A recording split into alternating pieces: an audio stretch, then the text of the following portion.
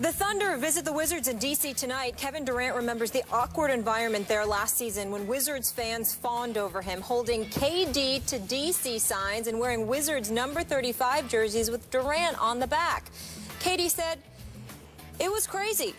It was crazy. It was kind of disrespectful, in my opinion, because you've got a great team there already that deserves your full 100% support. And I wouldn't like that if I was on that team, and I didn't like that because it comes with it nowadays. I learned to embrace it a little bit more, but it's still a little awkward for me." Bradley Beal agreed, telling CSN Mid-Atlantic, "It is disrespectful because he plays for Oklahoma City. He doesn't play for Washington." Stephen A., do you agree? Well, let's put it in its proper context. If Bradley Beal is saying that it is disrespectful for them to be rooting for Kevin Durant while he plays for Oklahoma City, to the point where he's in the arena at the Verizon Center and they're cheering his every shot and his every point and all of this other stuff. I don't think that's what he's saying. I know that. What I'm saying is that you have people in Washington, because I spoke to a few this morning that were talking about, well, that's what he meant. Okay, that's what they meant. And I was like, nope, that's not what they're talking about here. What they're talking about with the signs, KD wanting him to come here. Let me wait. I love me some Bradley Beal and John Wall. I love them both. They're good people, and they're going to be great players. They're wrong here. Bradley Beal is wrong here. I have no problem whatsoever with fans in D.C. You should be booing him during the game. You know, you don't want him to beat your team, but wanting him to come to D.C. That's campaigning. That's what you're talking about. That's campaigning. That's the operative word. That's right, the campaigning. Okay. I have no problem with it. Zero whatsoever. If you're the Washington Wizards, you better get him. You better try. You better exhaust every measure to get somebody who is universally recognized as one of the top 3 players on the planet. Bradley Beal with John Wall, if KD come to D.C.? Are you kidding me? I mean, oh my Lord, I can't even imagine. I can't even imagine what life would be like in the nation's capital if KD rolled up in D.C. Now, I'm hearing otherwise. I understand. Okay, I'm hearing he's going to stay in OKC, or that LA's a viable option, but Washington is still a possibility. He is going to be an unrestricted free agent, free to go wherever he wants to go. All of that is true, but I got to tell you something. I'm looking at KD. Listen, I got tired of them relying on Nene, because Nene with Gortat wasn't working. They were going to go home in the second round. And I haven't forgiven them for losing every home game in that series against Indiana the season before last. But when I look at them right now, they decided to go small. You got Gortat at the 5. You got Otto Porter at the 3. You got either Chris Humphries or Dudley at the 4. You got Beal and Wall in the backcourt.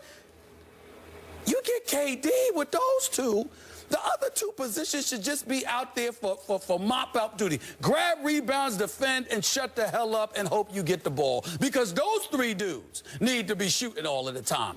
It would be special. So I don't blame them. They haven't been to the finals since '79. They haven't won a title since '78. It's been 35+ years since you were relevant in the championship equation, and you had a decent shot before Gilbert Arenas shredded your franchise with his nonsense. So to me, I don't blame the city, the nation's capital, for starving for KD. He's homegrown. He's a homegrown product, and they are starving for relevancy, and he's the ticket to it. Just don't be rooting for him while he's playing the Wizards. Okay. I disagree with what you just said, but we have a double-edged sword here. We have KD and we have Bradley Beal, both saying it's disrespectful. I think Kevin's not being completely honest with his feelings there, because he can't be. He's got to be PC and say the right thing, which is, boy, that's disrespectful to them. I think deep down or privately, he really appreciates it and actually probably loves it, because he's from that neighborhood, man. And to go home and feel the love from those folks, I think it means a lot to Kevin.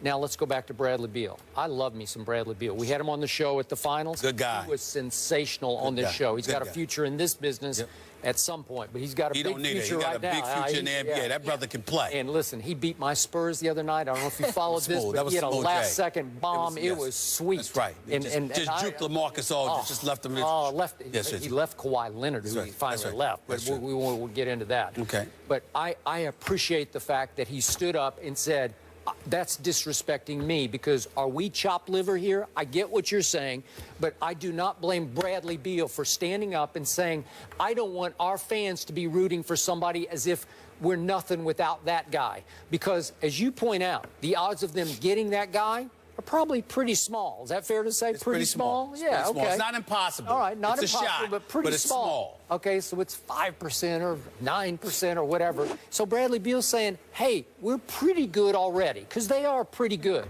And they lost to Atlanta in the second round, as you say, last year, 4-2. That was about as good as they could get, and that was with Paul Pierce. Are they going to miss him this year? Is it going to be the same? Will they have the same sort of, you know, that veteran, gutty leadership or big shot making when it's time? I don't know.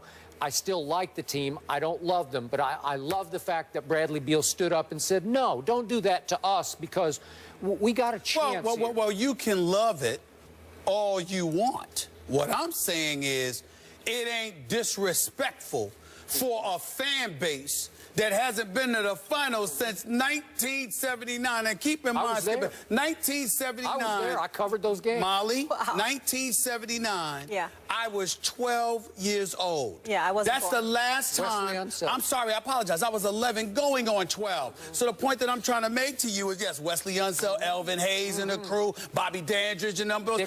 No question about it. Okay, I get it. But the flip side to it, Skip Bayless, is that it has been that long since this team has gone to the franchise. Damn it, they were called the Bullets back then. And they changed their name to the Wizards, okay? And A-Pole was the longer. They did. Listen, okay, that's fine.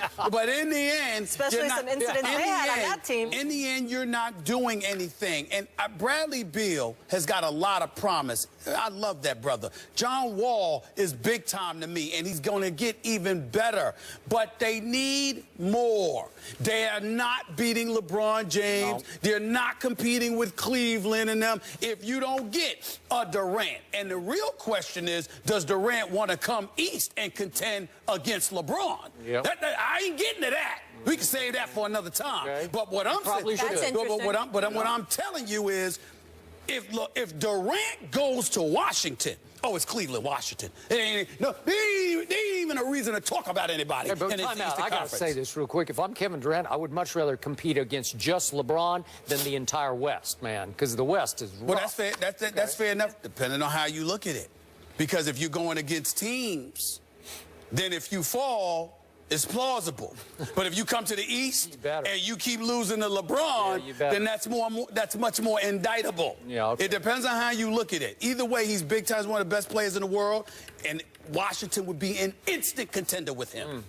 Who will bring home a championship first, the Redskins or the Wizards? Oh, that would be the Wizards. That's for another day. That would be the Wizards if they had Durant. Teddy Bridgewater knocked out on Sunday, so how much are the Rams to blame? Ryan Clark will be back with us back in a moment.